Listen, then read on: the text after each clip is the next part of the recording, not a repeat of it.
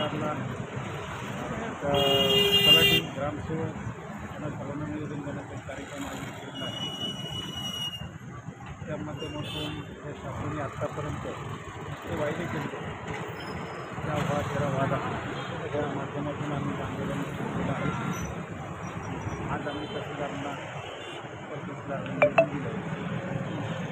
आत्तापर्यंत सोयाबीनचे भाव आम्ही देऊ भाव दिला नाही. शेतकऱ्यांची नुसती सगळी फसवणूक चाललेली आहे.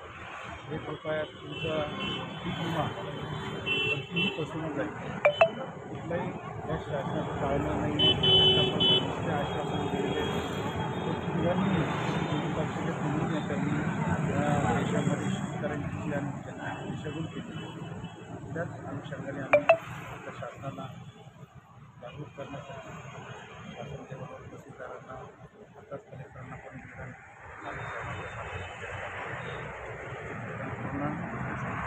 जिल्ह्यामध्ये नाही मराठवाड्यामध्ये प्रत्येक तहसीलदार कलेक्टर ग्रामसेवक तलाठी असा आमचा कार्यक्रम असा 7 दिवसाचा कार्यक्रम आहे. वेगवेगळ्या पद्धतीने आम्ही ते आपल्याला खेळत आहोत. काय मागण्या आहेत निवेदनात?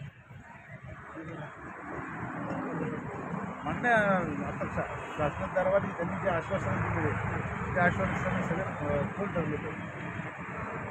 ते आश्वासन पाळलेले नाहीत म्हणून आम्ही म्हणत आहे त्या हुआ तेरा आहे. शासनाने जे वायदे केले ते पूर्ण केले नाहीत का? कोणता पूर्ण केला सांगा ना. एकही आश्वासन त्यांनी अद्याप कंप्लीट केलं. पुढची भूमिका काय असणार? आता हे पूर्ण आता उद्या आम्ही सरकारचे जे खासदार आमदार मंत्री जे आहेत त्यांना निवेदन देणार आहे. ठीक आपण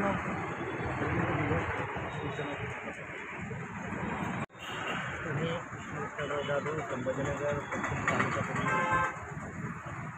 आज आम्ही क्या हुआ तेरा वादा हे मराठवाड्याव्यापी अधिवेशन म्हणजे विभागाच्या वतीने सर्व ठिकाणी तहसीलदार असतील ग्रामसेवक असतील तलाठी असतील आज आम्ही यांना सर्वांना निवेदन देणार आहोत.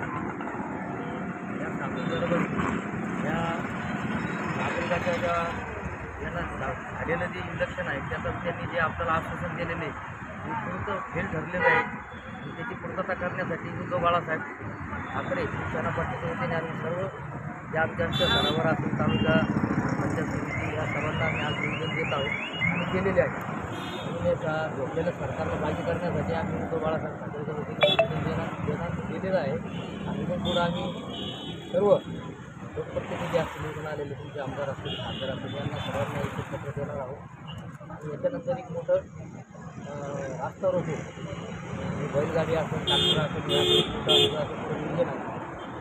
आणि झोपलेल्या सरकारला बाजी करण्यासाठी आम्ही आमच्या पद्धतीने नागरिकाच्या भावना त्यांच्याकडे पोहोचवण्यासाठी आम्ही प्रयत्न करत आहोत. जय हिंद.